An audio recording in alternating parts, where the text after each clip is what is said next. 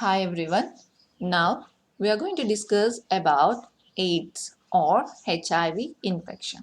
The full form of AIDS is acquired immunodeficiency syndrome, and this is a viral disease that attacks our immune system by a virus name called HIV virus.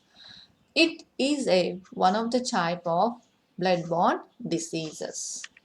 The human immunodeficiency virus infection or HIV infection or acquired immunodeficiency syndrome is a spectrum of conditions caused by the infection with the HIV virus, that is human immunodeficiency virus.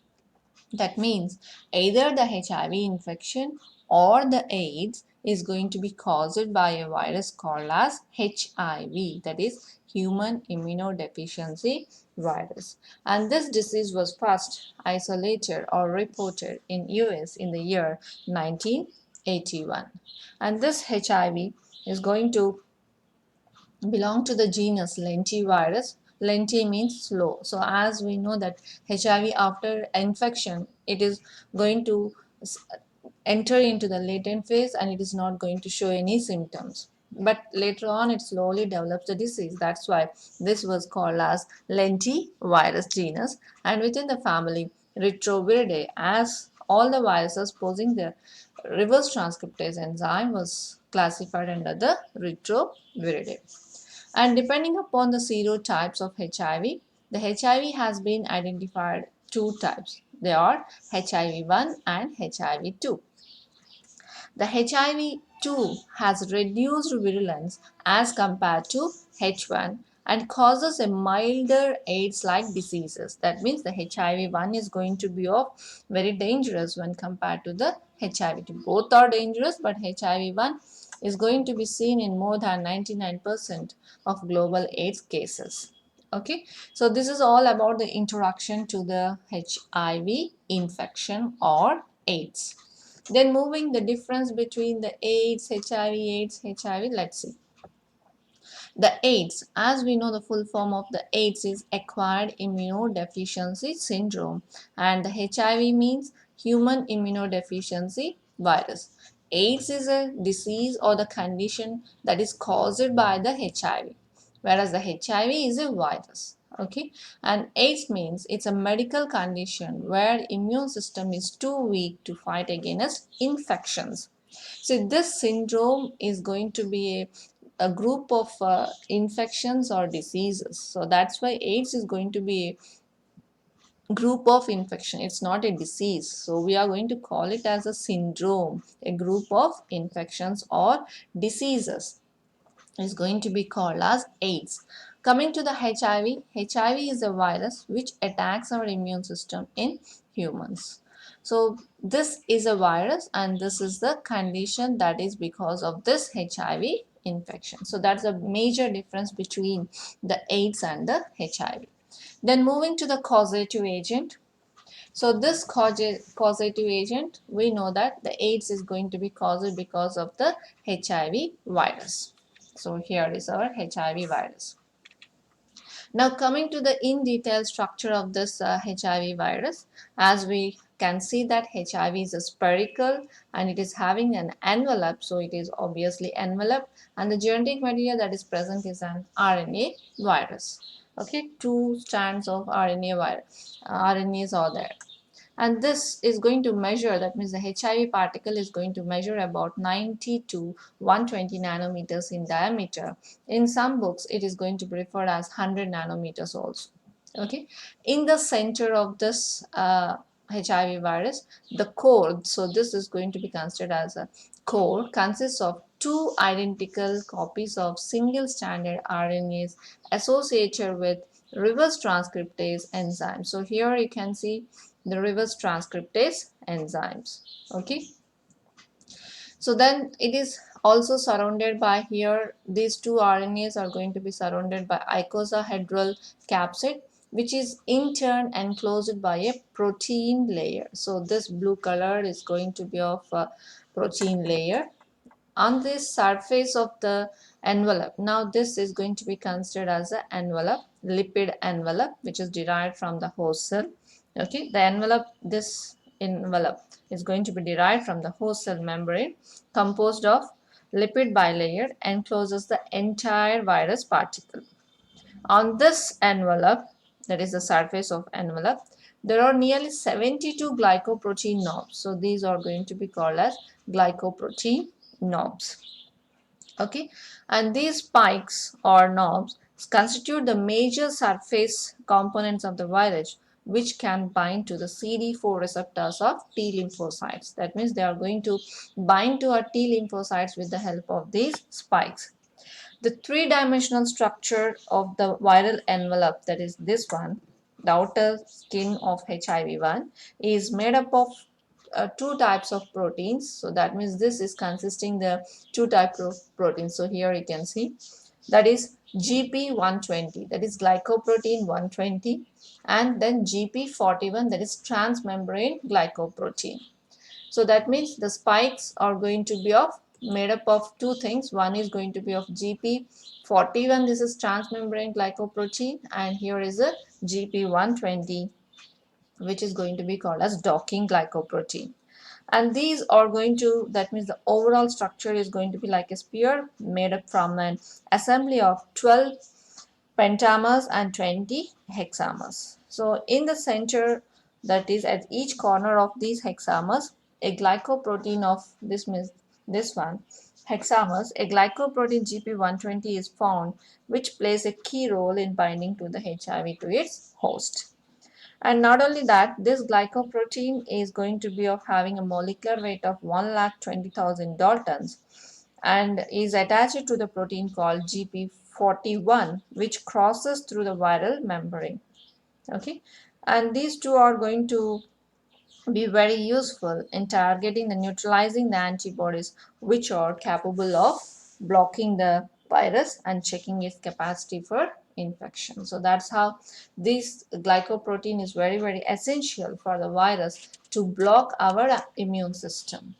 Now what is happening? The proteins of the core surrounding the central mass form a polygonal structure immediately under the envelope. So this is what we have already discussed. That is all about the protein structure. Then the central mass, already we have discussed that it is going to have an icosahedral-like structure. Internal to it, we are going to see two identical single-stranded RNA molecules with an enzyme, special enzyme called as reverse transcriptase. And this reverse transcriptase is going to control the copying of the RNA genome into DNA copies in the host cell. So this is all about the causative agent of AIDS disease, that is HIV. Then moving to the epidemiology. So the AIDS disease is worldwide in distribution, that we know, and it is going to be transmitted mainly by sexual contact, particularly in male homosexuals as well as in heterosexuals with multiple partners. Then transfusion of infected blood and blood products. Then sharing of needles and syringes, particularly in intravenous drug addicts, and the mother to unborn child, not a born child, unborn child only, it is going to infect. So this is all how the disease is going to be transmitted or spread. Then coming to the pathogenesis, HIV infects mainly which type of the cells? We have discussed, that is T4 lymphocytes, mainly the CD4 cells, and damages them. Okay, and the T4 cells decrease in number, and the ratio of T4 is to T8, that is helper cells. If it is going to be of reversed, that is T8 is more and T4 is less, obviously there is a marked deficiency in cell mediated immunity. The clinical course of HIV infection is going to be classified into various groups. Basically, how many types? 5 types. The group 1 is going to be called as acute infection. The group 2 is going to be called as asymptomatic infection. Group 3 is going to be called as persistent generalized lymphadenopathy, persistent low-grade fever, and even the malaise. So this is the group 3 stage. And coming to the group 4, other diseases such as AIDS-related complex, then inverted T4 is to T8 ratio, and energy. So it's not energy, energy. So energy means skin fails to respond to antigens. So that condition is called as energy. And the malignancies like Burkitt's lymphoma, then Hodgkin's disease, capsomosarcoma, that is cancer of small blood cells of the skin, is going to be called as capsosis sarcoma. Okay, so these are all coming under the group 4. Then coming to the group 5 is a frank AIDS. Okay, so here what is happening is neuropathies, that is encephalopathy, dementia, acute aseptic meningitis, and vascular degenerative myelopathy also occurs. Then moving to the second type of the condition of group 5 is lymphocytic that is intestinal pneumonia. Okay, then it is going to be of wasting. Wasting, what is meant by wasting? Wasting is going to be a part of the body to be that means it becomes progressively weakened or more emaciated, is going to be called as wasting. So this wasting is going to be a damage that is progressively a part of the body is going to be weaker and more emaciated. So that's called as wasting. Then coming to the opportunistic infections and malignancies, we are going to have different types of opportunistic infections and malignancies associated with HIV infection in group 4. Okay, here group 4. So there are, for example, we have the parasitic infections like pneumocytic carcinia pneumonia, or toxoplasmosis, or cryptosporidiosis, or isosporasiasis, or the generalized strong glycosidiasis. So these are all the parasitic ones. Then coming to the mycotic, example is the candidiosis, then or candidiasis, aspergillosis, histoplasmosis, cryptococcosis. These are all the mycotic infections. Then coming to the bacterial opportunistic infections like mycobacterium infections, mainly by TB, then salmonellosis, Campylobacter infections, Nocardia and actinomyces infections, next legionellosis. Then coming to the viral, cytomegalovirus infections, herpes simplex virus infections, varicella zoster virus infection, that is chickenpox, then adenovirus. So these are all the several types of opportunistic infections and malignancies which are associated with the HIV infection in group 4. Okay, that is AIDS related complex. So then coming to the symptoms, so what are the symptoms that we are going to have because of this what we call HIV infection? So here you can see a picture where you are going to see all this headache and difficult in concentrating, skin rashes. Okay, that means all the HIV infected persons need not show visible symptoms. The virus, after gaining entry, may remain dormant. That's why we call it as a lentivirus genus with for a period of between 9 to 300 months. Okay, in blood transfusion cases, this may be between 4 to 14 months.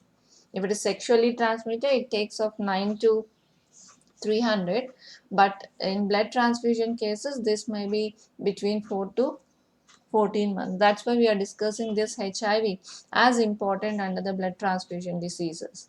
And the persons with AIDS infection can be classified into 3 categories. How many categories? 3 categories. 3 categories. Number 1 is the healthy carriers. That is, this is the first stage where there will be no symptoms, but they are capable of infecting the others. Okay. Then prodromal phase is there, where this is the stage of AIDS. That means group 5 comes under this prodromal phase, that is AIDS related complex, which simply called as ARC. This group has a milder form of the disease with fever, diarrhea. Then we are going to have some sort of weight loss, then enlarged lymph glands. They exhibit depression of immune system. This stage is going to be called as prodromal phase. Then coming to the last stage, that is end stage. Here, AIDS is going to be fully developed and the patient dies of incontrollable infections of lung, infection, that is respiratory system, is going to be damaged, then they are going to have the chest pain, fever, continuous fever, loss of weight, severe headache and difficulty in concentrating, and then that means loss of memory, then convulsions and development of capsulosis sarcoma, that is skin diseases. So these are all the things: nail thickening, weight loss, fatigue, joint pain, muscle pains. Okay, so these are all the severe symptoms at the end stage where the HIV infected person is going to develop, and that stage is going to be of completely AIDS stage. Okay, so these are all about the symptoms of HIV infection. Then moving to the laboratory diagnosis, a number of laboratory methods have been developed to diagnose this HIV. Okay, so basically we are having a demonstration of viral antigen. That means here viral antigen is detectable in blood after 2 weeks of infection. So this is not going to be used routinely, but available in specialized laboratories. That means if you are suspecting of infection, after 2 weeks only you can go and have the test. Then isolation of virus. Virus is rapidly isolated from peripheral lymphocytes by co-cultivation of patient's lymphocyte with uninfected lymphocytes in the presence of interleukin 2, and it is not suitable as a routine diagnostic test. Then coming to the demonstration of antibodies, it is simple and most widely employed diagnostic test for HIV infection, and the antibodies are going to be appear from 3 to 6 months after infection takes place. So these are all the basic things that we are going to see. Then we are also having the serological test. Okay, so serological test for anti-HIV are of two types. One is the screening test and another was the confirmatory test. The screening test like ELISA, that is most commonly and widely used for preliminary screening and detects HIV antibodies. So that is nothing but the ELISA test, enzyme linked immunosorbent assay. So we discussed about this procedure in detail in the immunology concepts. You can go through it.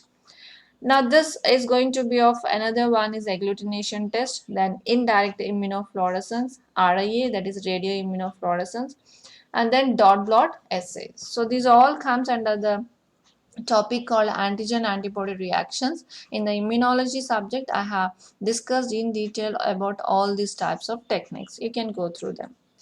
Okay, next coming to the confirmatory test, where we are going to have the Western blot technique, then PCR polymerase chain reaction and in situ hybridization. So by these serological tests for anti-HIV, we are going to confirm the HIV by detecting the antibodies. Then moving to the prevention and control. Prevention and control of AIDS involves screening of blood and what we call it as heat treatment of blood products to destroy the virus. Then health education, protected sexual practices, including the use of condoms, are important in the community-based prevention programs. Okay. Then education of what we call it as intravenous drug users concerning the need to avoid sharing needles and syringes is also very important. So that means not only this, we are supposed to take the utmost care during the blood transfusion. That means only the HIV screen blood should be used, and this is a moral step to avoid the transfusion of HIV through the blood transfusion. And as we know, the other things, the sexual contact to be had with only one known partner, and homosexuality should be strictly avoided. So with all these things, we have finished of discussing about the AIDS infection, AIDS or HIV infection. So what is the full form of AIDS? That is acquired immunodeficiency syndrome, which is caused by a HIV virus, that is human immunodeficiency virus, which is a viral disease. Okay, and it is a type of blood-borne disease. Thank you.